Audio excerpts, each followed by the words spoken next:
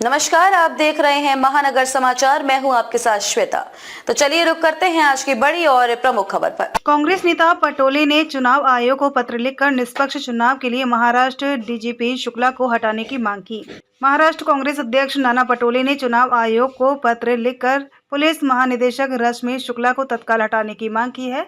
उन्होंने कहा कि आगामी विधानसभा चुनाव निष्पक्ष और स्वतंत्र तरीके से कराने के लिए ऐसा कदम उठाना जरूरी है। 24 सितंबर को चुनाव आयोग को लिखे पत्र में उन्होंने आरोप लगाया कि 1988 बैच की आईपीएस अधिकारी को शिवसेना भाजपा राकांपा नीत महायुति सरकार ने अवैध रूप से सेवा विस्तार दिया है। यह मुद्दा रश्मि शुक्ला द्वारा अवैध रूप से सेवा विस्तार और सत्ता के दुरुपयोग से संबंधित है।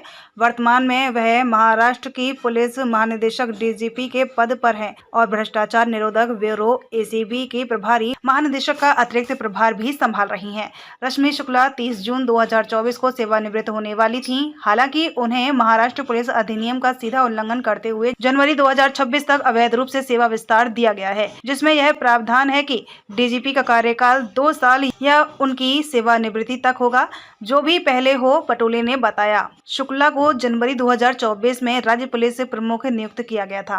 कांग्रेस विधायक ने पत्र में आरोप लगाया कि इस अवैध विस्तार के अलावा शुक्ला का अवैध गतिविधियों में शामिल होने का इतिहास रहा है, जो उनकी निष्पक्षता और ईमानदारी के साथ अपने कर्तव्यों का पालन करने की क्षमता के बारे में गंभीर चिंताएं पैदा करता है। उन्होंने दावा किया कि शीर्ष आईपीएस अधिकारी विपक्षी नेताओं के फोन की अवैध रूप से टैपिंग में शामिल रही हैं। इस प्रक्रिया में सक्षम अधिकारियों को गुमराह किया है। एमपीसीसी अध्यक्ष ने कहा कि उनके खिलाफ कई मामले दर्ज किए गए थे, लेकिन महाराष्ट्र में सरकार बदलने के बाद भाजपा के सत्ता में आने जून 2022 में शिवसेना के साथ गठबंधन के बाद उन्हें ठंडे बस्ती में डाल दिया गया। डीजीपी के रूप में अपने कार्यकाल के दौरान उन्होंने विपक्षी नेताओं को परेशान करने और धमकाने के लिए अपने पद का सक्रिय रूप से दुरुपयोग किया है, अक्सर झूठी जांच की है और उनके खिलाफ निराधार मामले दर्ज किए हैं।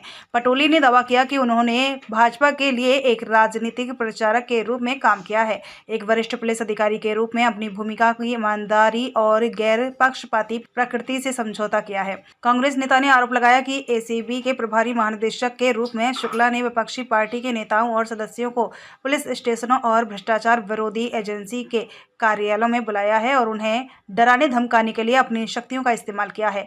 उन्होंने राज्य खुफिया विभाग एसआईडी को भाजपा के हितों के साथ जोड़ दिया है, जो कि एसआईडी के आयुक्त के रूप में उनके पिछले कार्यकाल के दौरान देखा गया था।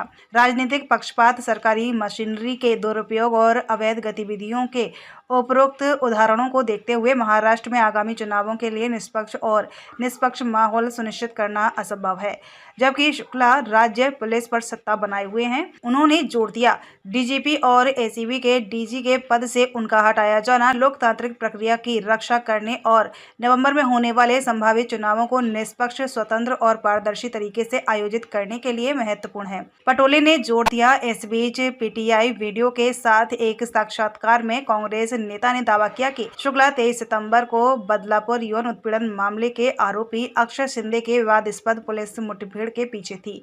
साक्षात्कार के दौरान पटोले ने 288 सदस्यीय विधानसभा के चुनावों से लेकर लड़की बहन योजना से लेकर राज्य में विपक्षी महाविकास अघाड़ी एमवीएस के सत्ता में आने पर अगली सरकार बनाने में उनकी पार्टी की भूमिका तक कई मुद्दों पर बात की। गरीब महिलाओं को लक्षित महायुति सरकार की एक मेगा वित्तीय सहायता कार्यक्रम लड़की बहन योजना के बारे में पूछे जाने पर एमपीसीसी अध्यक्ष उन्होंने कहा कि कांग्रेस की एक योजना है जो कर्नाटक, तेलंगाना और हिमाचल प्रदेश में लागू है, और कहा कि महाराष्ट्र में सत्ता में आने पर पार्टी इसे जारी रखेगी।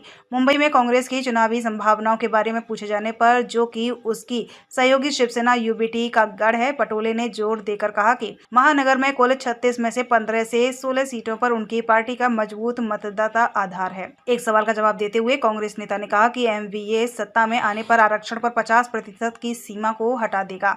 उन्होंने जोर देकर कहा, हम ओबीसी के लिए मौजूदा 26% आरक्षण बढ़ाएंगे, मराठों को कोटा प्रदान करेंगे, अन्य समुदायों की कोटा मांगों को पूरा करने का तरीका खोजेंगे।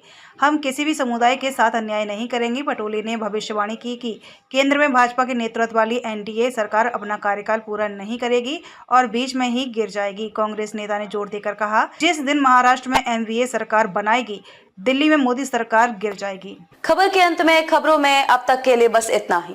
फिर होगी आपसे मुलाकात ऐसी ही बड़ी किसी खास खबर के साथ। तब तक के लिए नमस्कार और देखते रहिए महानगर समाचार।